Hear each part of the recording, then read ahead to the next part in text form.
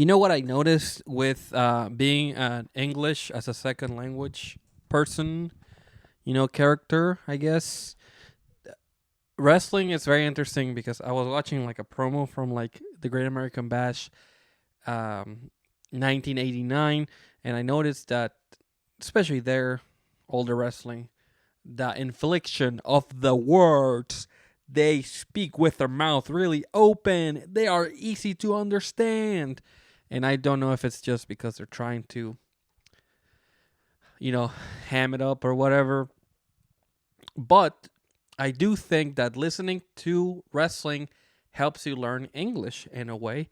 And yeah, so you can take that to the bank. You can do whatever you want with it.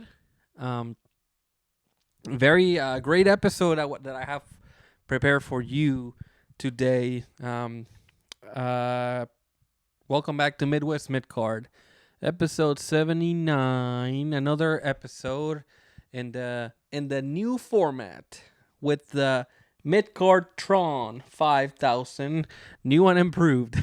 We'll see if this one works too. The last one actually worked pretty good. I never really use green screens, but here we are. If you are on audio only, this is not making sense. Just go watch the video, and then you'll see what I'm talking about.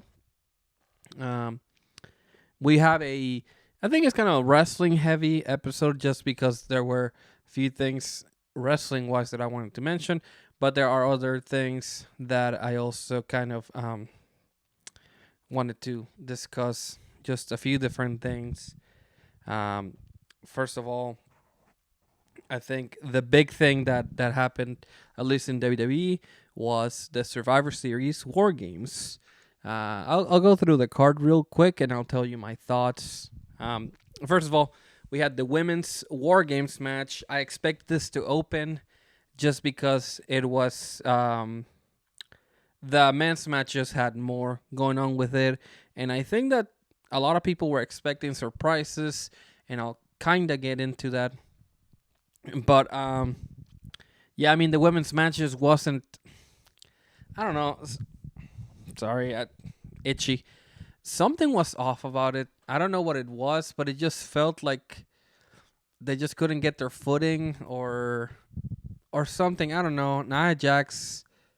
Recently, I've been kind of singing her praises. If you follow me on Twitter at midcard, I actually been praising Nia for improving her body of work in the mic and also in ring, and then she did not show up for War Games.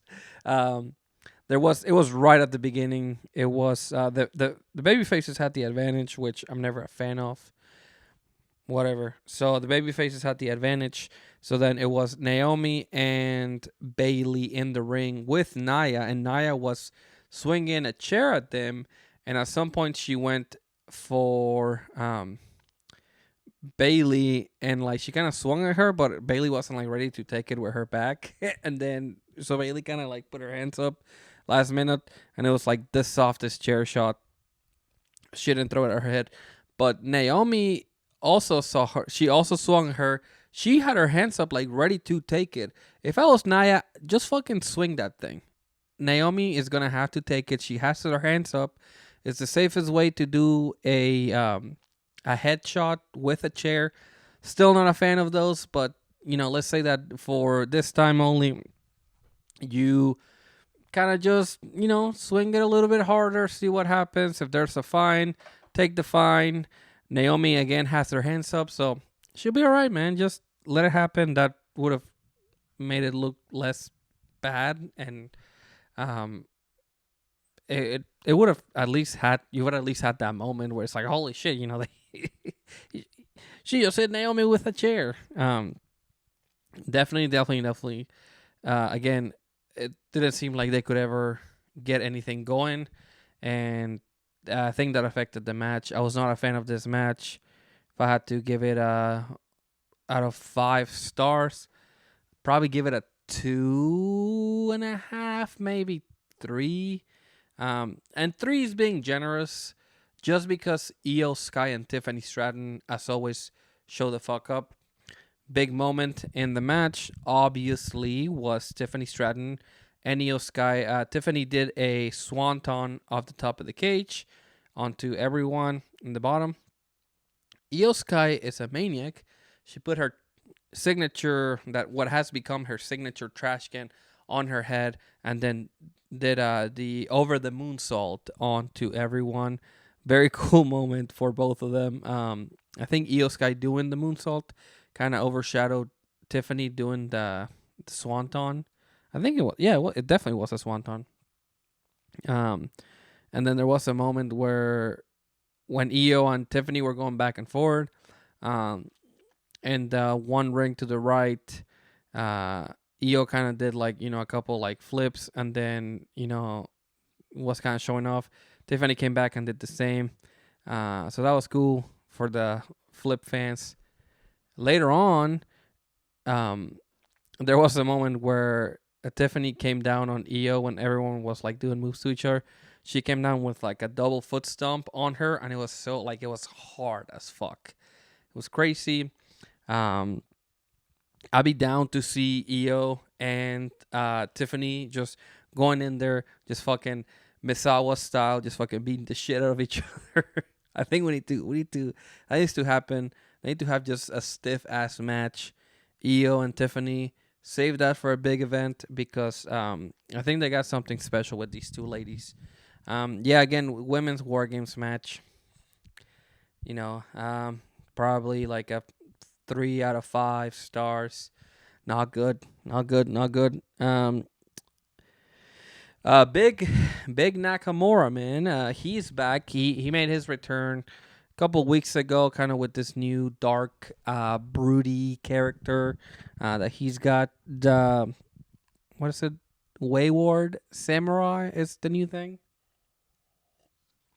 Let me take a drink here. I don't. Whoops. There is there's something about Nakamura that I love, so I'm not gonna sit here and shit on it. The new character is cool. The entrance is cool. President is fucking cool. I knew he was going to beat LA Knight, so no, I was not sitting here being like, "What the fuck?" I was like, "Yes, of course," and it's great. LA Knight is great. He'll be fine. He doesn't need the title. The chase is more important for a guy like LA Knight. Nakamura, you can rehab him, give him the title, have him have a few good matches with people, and then have him, be dethroned by somebody that you want to build up. At least let him keep the title probably until. I mean, he can take it all the way to Mania, honestly, as long as he keeps doing good work. And listen, this could end this week. This might just be like a token of appreciation for doing good work with Cody, but it'll be cool if he keeps it all the way to the Noah show on January 1st because he'll be wrestling there. And if they let him, first of all, he's gonna have the match, but if they do let him take the United States title, I think that'd be pretty sweet. It's a good look for WWE. Continuing that relationship with Noah. That January 1st show, I forget what it's called. It's like that's their like big New Year's show. It has Hijo de Dr. Wagner Jr. versus Galeno del Mal. So the two brothers going against each other, and after they lost the titles, Wagner third was like telling Galeno, he was like, "Listen, man, I love you, but we lost the titles because of you today. You need to be ready," and kind of challenge him to a match. It was a nice moment. It was cool. I'm excited for that match. Of course, I'm gonna try to see about watching that live or avoiding spoilers and just watching the whole thing. I'm a big Noah guy here. I did watch a little bit of their round robin tournament. Braun Breaker, Sheamus, and Ludwig Kaiser had one of the best three ways in a while. If and well, I shouldn't say in a while. At least this year. If you want to make an argument that that was your favorite, even I'll go as far as to say if you want to say that that was your match of the year, I'll accept it. I'm completely okay with it. If you want to come to me and say that that was your favorite three-way triple threat of the year, I'll be okay with it too. Ricochet, Takeshita, and Osprey from earlier in the year. Well, not earlier, just like a month or two ago. That was a great match, but the finish is what it is. Um, I don't like when Don Callis is involved in anything, so not a big fan of that. But the match was good. But again, if you want to make an argument for Braun, Sheamus, and Ludwig, go for it, dude, because that match was fucking awesome. I saw somebody describe it on Twitter as a singles match with interference that you couldn't stop, like you couldn't prevent it. Anytime that you thought that two guys were like going at each other, the third guy would just come in and like kind of do some craziness. Braun Breaker and Sheamus are great dance partners. They should give him a big singles match. I don't know that I'm ready for Braun to lose the title, so if they are going to do a singles match, Sheamus and Braun again, push it onto Mania, man. I think that's a big enough IC title match for me. And then in between, you can have Braun do some sort of open challenge or whatever it is. Or if you don't want to go that route, then you have him feud with with other people. I mean, the mid card and the upper card is pretty solid right now. Throw Priest of Bone, have him feud with Braun Breaker for a little bit, or I don't know, Finn Balor or something. I mean, I guess Finn can't keep losing. He can't keep losing title matches. They just awarded him another title match with Gunther, so that's gonna be on Saturday night's main event. So we'll see what happens there. But fans of Finn Balor, I'm sorry, and fans of Braun Breaker are eating really good. I'm really excited. That was a good match though. Go back to rewatch that three-way. It was fantastic. I didn't rate the Nakamura Sheamus match, or sorry, not Sheamus, Nakamura LA Knight match. It was fine. I'll probably give it 3 stars too. It's funny how the women's match was 3 stars, not good, but this one is 3 stars, good. It's almost like a strong 3 and a soft 3, or like a low 3.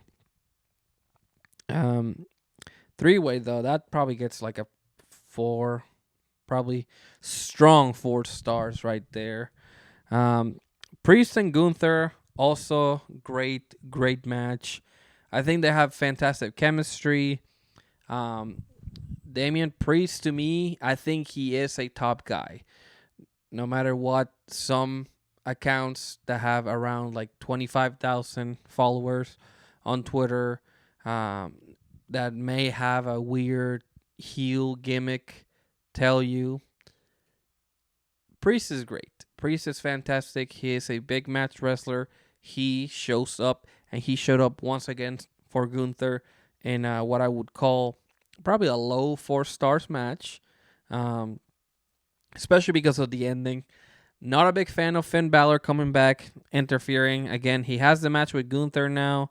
I would have preferred if Gunther just beat Priest clean, because he already beat him with interference for SummerSlam. So, I mean, it is what it is. At least it seems like they're building Gunther back up to be not more of a threat, but more just kind of put him back where he needs to be. To being a strong champion, not like the chicken shit heel. That's hard to say for me. Let's take another drink right there. Let's see. The men's War Games match. Also, for my money, probably the best men's War Games in WWE. probably definitely the best main roster one. If we were ranked the main roster ones, because I could not remember the NXT ones, main roster ones, I would probably say it's Bloodline, World War, or Civil War, whatever you want to call it. Then I would say the original Bloodline, War Games versus the Brawling Brutes, Team Brawling Brutes, and then I would say the Babyface team versus the Judgment Day. That's how I would rank those three. As far as star rating on this match, probably low five, honestly, just because I don't want to say like 4.5. Low five is where I would stand, or like strong four, like very strong four, bordering on five. Um, Jimmy is the one that people have been kind of singing their praises for coming up as the MVP for the match. Seeing the Usos working together, so fucking awesome, man. It was great. It's like they never stop being partners. I'm a big fan of Big Jim and main event Jey Uso, just kind of going at it as an actual tag team. Bronson Reed, also I think an MVP strictly because he made such a big moment, a big splash, no pun intended, with that big splash from the top of the cage. I figured he was gonna do something crazy, but like off the top of the cage is pretty wild. Both Big Jim and Bronson jumped off the top of the cage with different, one with a tsunami, the other one with an Uso splash. The one that Bronson hit, I mean, it looked incredible. It was that great moment where he's about to come down on Roman, but CM Punk makes the save on Roman from the table and kind of plants the seed for later on when we found out that well, not later on specifically, but even before, CM Punk said that that Paul Heyman owed him a favor because of what happened. Obviously, they won the match, so I guess the favor has to be paid. I don't know when that is. Punk referenced it on Raw again. The favor, most likely, I'm going to say it's probably like either a title match or something. I don't know if Punk is eventually going to try to help Roman win the title back just so he can go after him. I don't know. And not to kind of go off the deep end on this, but War Games kind of and Raw have kind of like just shaken up what people think WrestleMania, what the mains are going to be. I'm not counting on Dwayne being there. If it's your first time listening, this is a Dwayne Johnson hate podcast. So I'm not counting on Dwayne being there, honestly. If you're fantasy booking WrestleMania, just never count on him. It's just he shows up when he wants. Moana did fine. He's got the new live action Moana for like 2026 coming out. They're doing Moana 3. I'll give you my movie review. You know what? I'll just give you my Moana review right now. What did I write here on my review? I said Moana 2, not good. Rocky is so monotone. Still set for a 215 to 220 million weekend. Not good. The movie was not good. Movie theater was fucking packed to the fucking rafters. If it had rafters, the rafters would be full because it was actually insane. I've never seen that theater that full. But also, I am an old person, so I like going for the matinee. I like going at midday or like at 2:30. You know why? Because why do we get out of the movie so late? Why do we have to go late? Why does the movie have to end late? Just go midday. You come out. You can still have lunch. You can still go home, hang out, decompress, whatever. The seats are cheaper. There's a smaller crowd at that time. I mean, to me, it's a no-brainer to go early to the movies. If you don't go early to the movies, what are you doing, man? Truly, what is the point? Just go early, Be a grown-up. Go early to go see a movie. Anyway, Moana 2 was not good.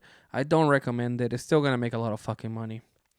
Um, anyway, back to the men's war games. um, yeah, man, I don't count on Rocky for anything. Uh, I think the small what they call the silent majority, or the, whatever it is, the small amount of internet people that thought that Survivor Series was not good are also very loud people. I enjoy Survivor Series, and I never go into a show expecting surprises, and I don't know why some fans condition themselves, especially now because of the way WWE is.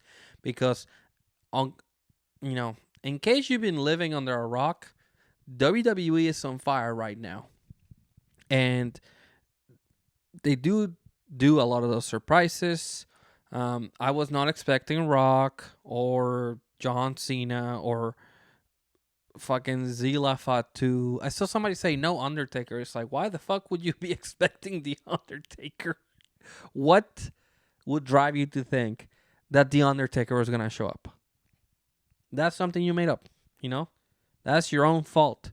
If you thought there was going to be surprises for Survivor Series, congratulations, you played yourself. Because you fucking knew that. And listen, you cannot get disappointed for expectations that you set yourself.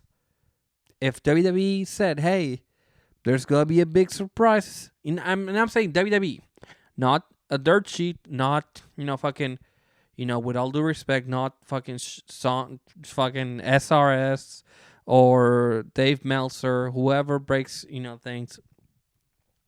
With all due respect to those guys, if they tell you something, you should not expect anything, because they are not WWE telling you directly there will be a surprise. They can hint at it. If Triple H says it, sure. If they hint at it like heavily, sure. Expect things. But again, just don't be disappointed for expectations you set yourself. Men's War Games. Back to the match. Back to my review of the match. I promise you I'll finish this review. The Bronson Reed hurt himself doing the big tsunami off the top of the cage, so we hope he recovers quickly, because Bronson Reed has been an MVP for me for sure. I mean, typically the MVP of WWE is Montel Vontavious Porter, but as of right now, he's actually working with AEW, so he cannot be the MVP of WWE this time. Jacob Fatu did. He was going to do. I think he was gonna go for like a spiral moonsault, whatever that's called. I guess that's like a. Is that like a phoenix? No, that's not like a phoenix moonsault. He was going to do like a moonsault that he normally does, but he landed. He like didn't catch the rope, or the rope was slippery or something, so he slipped. And it looked like he hurt his knee, because he sold the knee for the rest of the match. And me and other people, we got fucking worked. Props to Jacob, fucking professional wrestler, for actually selling the leg and making me think that he was hurt, because I was like, holy shit. And now I don't even know if he was actually hurt at SummerSlam. Truly. He could have been faking the whole time. The boot could have been a work. Who knows? Jacob Fatu. He's fucking crazy. He's fucking wild. He's nuts. He's fucking... That guy is off his fucking rocker. Don't trust that guy. Do not. Finish of the match was pretty cool. All the... the Bloodline OG plus CM Punk kind of jumped Solo. Solo was still not gonna like apologize. He was about to go at them with the big thumb. They all kind of hit a move. Usos hit the super kick. Sammy hit a move. I don't remember what Sammy... I think Sammy hit... Yeah, Sammy hit a Helluva kick. I think after Punk did the GTS, if I'm not mistaken. Or maybe Punk hit the GTS and then Roman hit the spear. I don't remember the timing of the match. I'm sorry. I was just kind of caught up in the everything, the pomp and the circumstance of it all. Um, but anyway, so Solo got jumped. He got it, all the way up, all the way up in his stomach. If you want to be vulgar about it. Um, but yeah, the finish was cool. I was again a big fan of this match. I enjoyed it. If you didn't enjoy it, I guess that's fine. I guess that's fine. That's fine. I do think it's time. Like I said last podcast, the War Games has been watered down. I think it's time to kill it, give it a break for a few years, and then bring it back the once the feud actually calls for it, and you can actually make it make sense. Go back to the traditional Survivor Series matches. I'm not even saying like SmackDown versus Raw or anything like that. Just go back to traditional 5-on-5 elimination Survivor Series matches. There's still a lot of drama that can be built on that. There were times where I think the War Games matches would have benefited from elimination. Just saying. Um, let's see. Moving on a little bit from wrestling, let's take a little break from that. I wanted to revisit my review of Kendrick Lamar's GNX. So I've had time to listen to it. I've actually accumulated almost as many minutes listening to GNX as I have listening to Chromacopia. And that is actually kind of nuts. I am a bigger Kendrick fan than I am a Tyler the Creator fan, but I do like Chromacopia a lot. I do think still, I maintain Chromacopia is still my album of the year. That has not changed. However, GNX is a great project. Now that I've revisited, I can kind of tell you my new favorites, things that have changed. Squabble Up, I still like a lot. TV Off has become like a must listen, honestly. It's fantastic. Luther might be the best song on the album, but then I'll listen to the Hard Part 6 and I'm like, no, this is the best song on the album. And then, sometimes I listen to Peekaboo and I'm like, maybe this is kind of underrated too. This is good. A lot of the album is really great. This might be Kendrick's like most West Coast sounding album probably ever. Um, the subject matter is kind of, again, like personal to Kendrick, less narrative, not quite as like open book as Mr. Morale, but there is a lot of like disappointment and just kind of being like, hey, you know what? Especially in the one track, which I'm kind of blanking on the name of it right now, but just being like, hey, you know what? Like all the accolades, all the shit like that. I do deserve that shit. And yeah, I mean, I don't know. It's really special. A really good album. If I had to give it a rating, I don't know, man. I kind of want to give it a 10. I think it's good. And I'm very generous with some of my ratings on things, but I'm gonna say GNX is probably a pretty solid 10. I'm gonna keep listening to it probably up to the Super Bowl. I already made like my Super Bowl kind of set list. I think. Well, okay. So if I was doing it, if I was like, this is what I want Kendrick to do. So they end up doing like what, like 5 or maybe 6 songs, if I'm not mistaken. Typically, they might fit in a few more if they do like really short ones. I would do Money Trees. I would open with Money Trees, and then whatever happens after that, I don't give a shit. And then close with Not Like Us. Realistically, what I think is going to happen, he will probably do TV Off to open. That'll be my Super Bowl bet, that he will open with TV Off. I predict he will bring out. I mean, in a perfect world, he would do colored greens with Schoolboy Q. Um, but no, it's not gonna happen. Um, probably he might do. He might end up doing Money Tree still, but swimming pools makes a little more sense to me. That seems to be like his first like truly breakout song. Possibly sit down, be humble. That's another one of his his radio hits. So if he performs Euphoria, that'll be pretty nuts. But I mean, if I had to pick, let me just pick 5 songs. So he'll probably do TV Off for sure. Like I can almost guarantee he'll perform TV Off. He will close with Not Like Us. That one I can also almost guarantee that he will close with Not Like Us. I can see it. So that's 2. Probably swimming pools. Maybe not, but we'll see. Then Humble. And then what would be a 5th one? What's like a very recognizable Kendrick song? I don't know. See, because I like the deep cut, so it's hard for me to say. I don't know. I have to think about that one. Maybe he'll do Luther. For the a little bit of Luther for kind of the in between going through. If he brings out guests, I wish it was a TDE people, but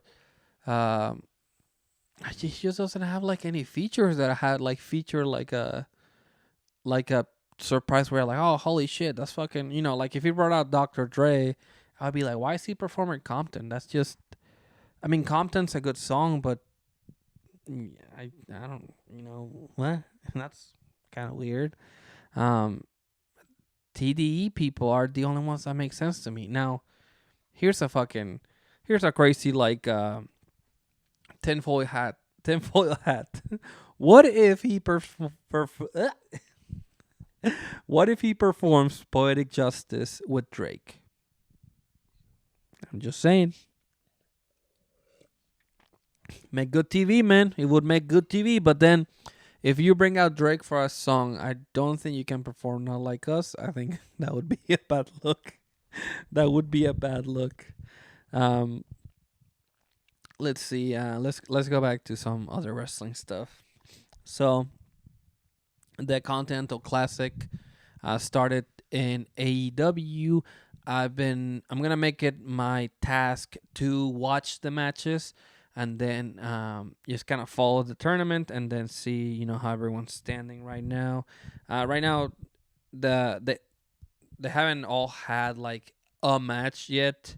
We'll get some matches on Rampage this week. I think 3 Continental Classic matches on Rampage. So I'm gonna have to watch Rampage, unfortunately. Sorry to my wife if she's listening to this that she has to watch Rampage. But my highlights from matches that I like enjoyed were Shelton Benjamin versus Mark Briscoe. Really great match. Mark Briscoe, he always shows up. He's much smaller than Shelton. Shelton's a fucking monster. And I thought he was one of the smaller guys in WWE, but turns out he's fucking gigantic. Great match, really fun. It didn't go super long, but it was still good. Mark Briscoe's clearly a pin taker. He'll probably grab a win here and there. If he's in the same group as Beast Mortus, he might actually win. But other than that, he's probably a pin taker. Will Ospreay versus Juice Robinson, really great as well. It's a Will Ospreay match. You get what you expect, I guess. Good match. Juice, he kind of. I forget that Juice Robinson is a good wrestler sometimes, and I'm sorry to all the Juice fans out there, but I get surprised every time that I see him. I'm sorry. Good match also. What a shame that Juice Robinson is. He apparently he was injured. I assume he was injured during this match, or maybe at some other point. I have no fucking clue. But he was hurt. Apparently, he's out of the tournament now. He will be replaced by Commander, my boy Commander, Commander's gonna be taking those pins, and I don't want to be the one to say it, but Tony Khan, he might hate Mexicans. I'm just saying. I'm just saying. You didn't hear it from me, but somebody said that. Somebody out there, somewhere said that Tony Khan's actually racist for putting Commander in that position. And then the last match that I fucking loved. You know what? Well, actually, hold on. You know what match I didn't like? Daniel Garcia and Okada. I think Okada is so fucking checked out, and he shows up and he kind of does the bare minimum, and some people like it, but not a big fan. And I love Daniel Garcia. I think Daniel Garcia he could potentially win the whole thing. So I'm not excited for him to have to face Okada again for the title, I guess, because it's just like, okay. The match went to a draw, time limit draw, so whatever. Um, but a match that was good was Darby Allin versus Brody. Big Brody King. Great match. These two are incapable of having a bad match. They're like, I think I'm gonna go out on a limb and to say that Darby and Brody are just wrestling soulmates. There's some of them out there. There's people like Shawn Michaels and Bret Hart. Unfortunately, they're wrestling soulmates. Brock Lesnar and Daniel Bryan wrestling soulmates, even though they only had one match. Um, you know, People like CM Punk and John Cena, they're always gonna have a good match. Almost always, I should say. Um, Darby and Brody are that for sure. They're soulmates, man. They're bound to be tied together forever. They're bound to fight forever. There was a moment in the broadcast where Brody went for I think it was a cannonball on the one of the guardrails, and he actually shut the feed off of the show, like the whole thing. And also the commentary was gone for like a good probably minute or two. It was actually kind of nice. They eventually came back, and it was what it was, but the match was great. Darby obviously lost because he fucking put himself in a car accident like a couple days before. I picked Darby to win. It turns out I'm a fucking idiot. I'm just a dumbass, because why the fuck would I pick him? It's so fucking obvious. He put himself in a car accident. He's fucking... Be for real, man. Be for real for a second. I wanted to talk a little bit about Shamik Moore. So he was crashing out a little bit. And sorry for the kids that heard me say that, and they're like, "That's not how you fucking use that." He was a little bit upset because Haley Steinfeld got engaged to Josh Allen. Congratulations to the couple. Big fan of Haley because she's a Spider-Gwen, and I am a big Spider-Man fan. I am a huge Spider-Man mark, so I do like Miles Morales. However, Shamik Moore he's just a fucking... I think he's an idiot. I'm pretty sure he has shitty opinions, and I'm trying to remember because he replied to some Elon Musk tweet, and I was like, all right, this guy is a fucking... whatever. I wish he wasn't voicing Miles, and he is the only Spider-Man that did not date his co-star. And yeah, that is very upsetting. But watching the clips of him being clearly trying to flirt with Haley. Oh man, it's sad. It's sad. It's sad. Reminds me a little bit of myself when I was in high school. But it's depressing, man. I'm sorry, man. I'm sorry that everyone's ragging on you. You kind of deserve it for being weird, I think, if I'm remembering right. It's kind of hard to keep track of who we canceled recently. But Haley, she's off the market, man. I'm sorry. Josh, Haley, you guys are meant for each other. Attractive ass couple for no reason. Good ass life too. Josh Allen, he gets to be the fucking quarterback for the Bills. He gets to be a good fucking quarterback. He gets to fucking be engaged to Haley. She gets to fucking be not only in the fucking Sony Marvel universe, she gets to be in the MCU. She gets to be in fucking Pitch Perfect. What? what can she do? What can he do? This couple is like destined for fucking. I don't know. I mean, their kid has to do something great because what the fuck, whatever, man. Um, the last thing that I have for you on the agenda is this ESPN 30 under 30. So they did a list of 30 wrestlers under 30 years old that they ranked from 30 to 1. Just wanted to read you the top 10 and then give you my thoughts on some of these guys. And I know that this list caused some controversy because of who's number one. And I'll give you my thoughts on this. Let's kind of go through this and then I'll tell you. So, number 10, sorry if I'm saying this wrong because anytime I see his name written down and then I hear it being announced on New Japan, but I never know. So I'll pronounce it the way that my Duolingo Japanese lessons tell me. So Shota Umino or Shota Umino. I think Shooter is what some people call him. He ranked at number 10. He's really hit or miss for me. I think 10 is a little bit generous, a little bit high. He's either gonna have a good match or he's gonna have a fucking shitter. New Japan seems to want to position him as like one of the guys that are coming up. He is set to have a title match with Zack Sabre Jr., if I'm not mistaken. So again, they're putting a lot of their fucking stock on him. I don't know how I feel about him yet. I think he has a lot of like growing to do still, and I do think that they're throwing a lot at him really quickly. So 10, it's fine. I do think there might be some people that are more deserving of that spot, but you know, I can tell you somebody that shouldn't be on the top 10, and I'll get to it. But he's number 7. Number 9 is Daniel Garcia. As I take another drink, Daniel Garcia absolutely deserves to be in this top 10. I think he should be higher, honestly, because there is clearly like wrestling has become this old, not old man, but like more grizzled men and women sport.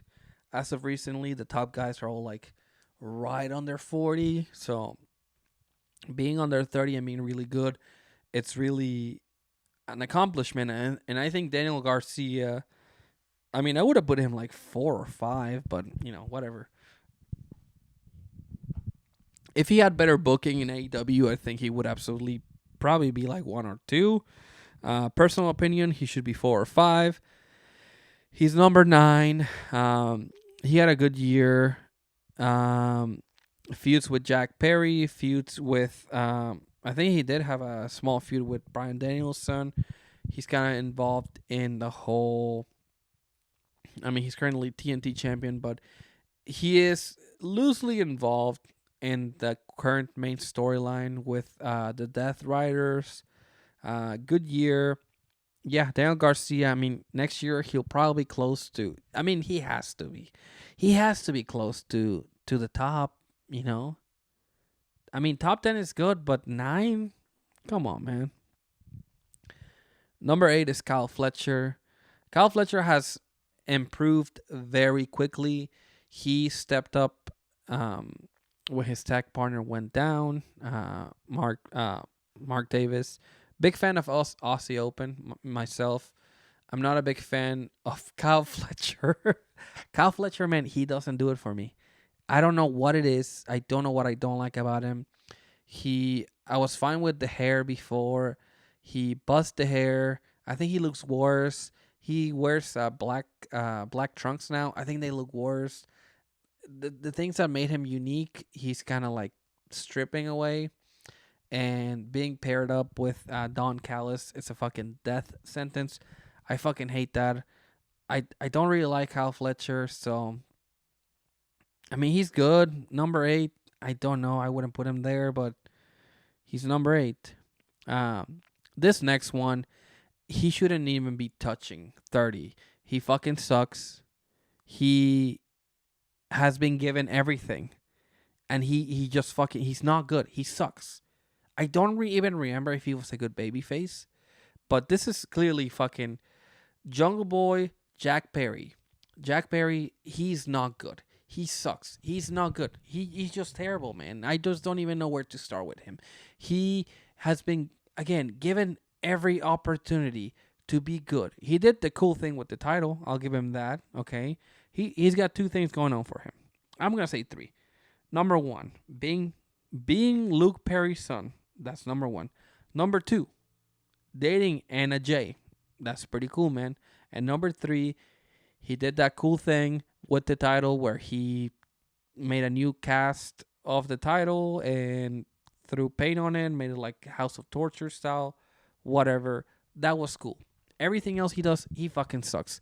His in-ring work is no longer good. His entrance sucks. His character sucks. The whole time, the whole Daniel Garcia and Jack Perry build to their match for the TNT title was just Daniel Garcia just making Jack Perry look like an absolute bitch. And then they showed the fucking footage of CM Punk being the fuck, I mean, whatever, sucker punch him, whatever you want to call it, but choking him a little bit. And guess what? It just made Jack Perry look like a bitch. This is all they do. They fucking make Jack Perry look like a fucking bitch. So no one gives a shit about him. He fucking sucks. He doesn't have go away heat with me. It's just indifference. I don't give a shit that he's there. If he's on the show, if he's not on the show, if he stops being on the show, I'm just not gonna notice because he fucking sucks. He stinks. I'm sorry. He's not good. Tony Khan, give up on this motherfucker. Either turn him face, just pretend that he was never whatever the scapegoat. Just turn him back to being Jungle Boy. Pair him up with Kill Switch. What's his name? Luchasaurus. Pair him back. Bring back Jurassic Express, man. We'll pretend that nothing happened. He can just be a babyface, and hopefully, he he doesn't quit while he's ahead. He fucking sucks. I'm sorry. He sucks. And Jack Perry, if you're watching this, if you feel some type of way about my opinion, I am so sorry. But you fucking suck. You fucking suck. God damn it. I hate this motherfucker. Number 6, also, kind of a snub here, but number 6 is Konosuke Takeshita. Takeshita, the current international champion, he's got a great year, mostly like a solid wrestling year, but he's really kind of become himself in AEW. Again, the pairing with Don Callis, I'm not a huge fan of, but I especially liked his performance in the G1. I think bringing him in was a great idea. He got really close to actually winning the whole thing, which to me was unexpected.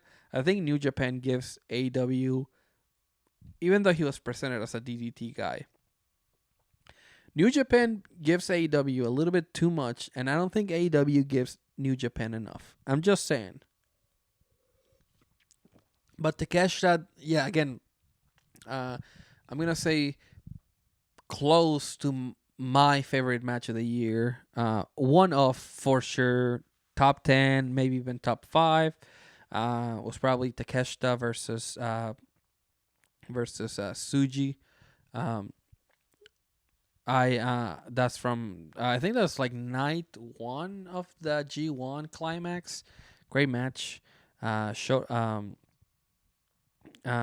is fantastic, and I knew the match was gonna be good, but the clash of styles was really great. With I guess they're both kind of like brawler ish, but the Takeshi is a little bit more like the technical side of things.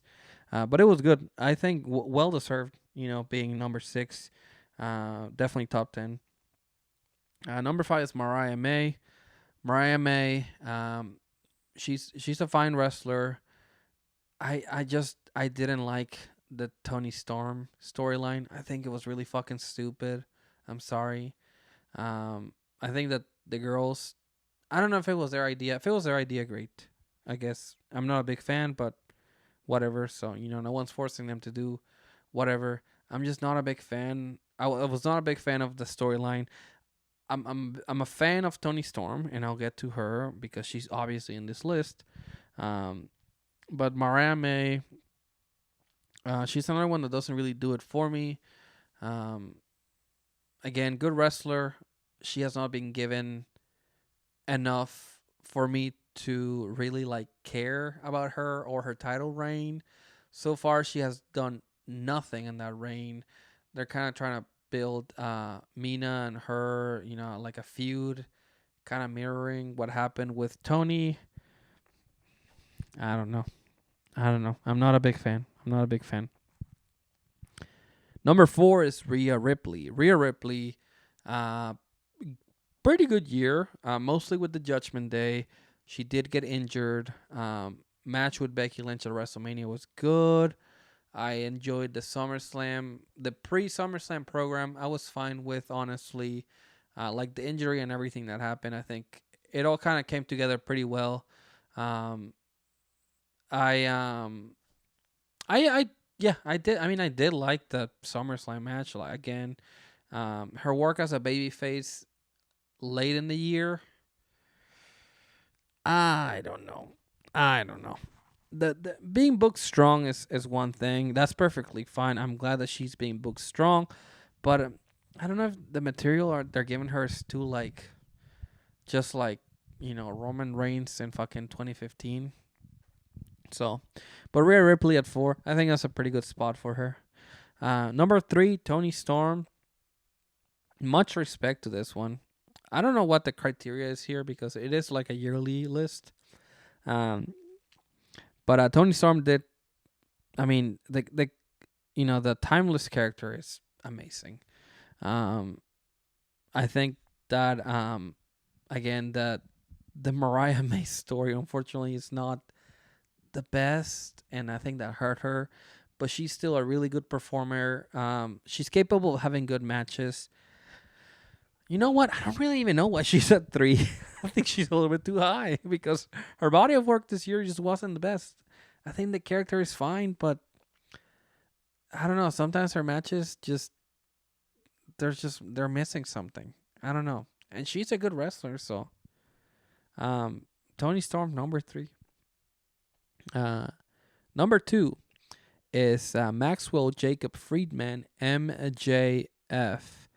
He was gone. I feel like he was gone for a big part of the year, but I mean, he came back as a babyface, wearing the Triple H jacket.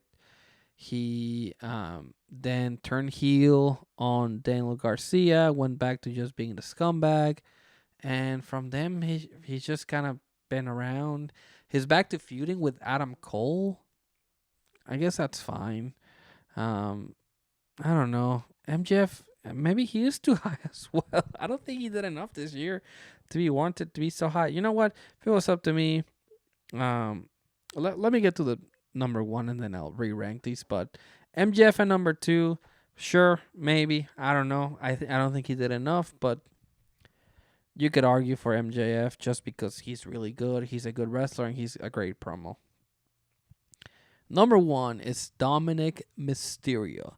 Dominic Mysterio, number 1 under 30. Do you agree with that? Because I absolutely do. I think Dominic for the better part of the year was the number 1 or number 2 heel in the company and possibly in wrestling. Some will disagree with that sentiment, and that is completely fine because you're allowed to have your opinion even if your opinion is wrong. But Dominic Mysterio is not only a heat magnet, but he has become so good at like playing Dominic Mysterio. He's gone from just being like, everyone shut up, he's become like he's really great. Like him learning on the job was like the best thing that could have ever happened to him. He still carries a lot of heat. He's doing his thing with Liv Morgan right now. His facials are great. He's got a few bangers here and there, so can't take the ring work. You can't take that away from him because that's also been really good. So yeah, I mean Dominic number 1, I give it to him, and I think he's very well deserved. If I had to re-rank these, I would probably I keep Dominic at one. I think again well deserved. Probably put Takeshita two. Rhea Ripley three. Daniel Garcia four. And then maybe MJF five. I don't know. That's just off the top of my head. The rest you can just kind of shuffle around. Uh, Braun Breaker, I think is like number 11. I think to me, Braun Breaker is a top 10 for sure. Like a mid or high top 10. I think he's great. I think he was kind of robbed of being in the top 10, but it is what it is. There's not a price for being in the top 10, so um, I think I'm gonna wrap it up right there. If you got all the way to the end, thank you for listening. I hope you enjoyed this one. Again, wrestling heavy episode, like I said at the top of the show. I wanted to remind you, if you like the show, make sure that you leave a like. Make sure that you super kick that subscribe button on YouTube. Um, Follow the show on Spotify, on Apple Podcast. Uh, Make sure that you leave a comment here on Spotify, wherever. Follow me on my social medias, on TikTok, Twitter, and Instagram. You are looking for at midcard. That is MIDCARD. On Blue Sky, midcard, that BKSKY or something like that. That's social or fucking org or come, come, come. Uh, yeah, so just find me on those. If you like the show, uh, again, say something. Tell me something. Tell me what you like. Tell me what you hated. Um, Give me some topics to talk about for next week, and then I'll see if I can discuss them. So with all that in mind, I'm gonna sign off. Make sure you live, laugh, love, and wrestle.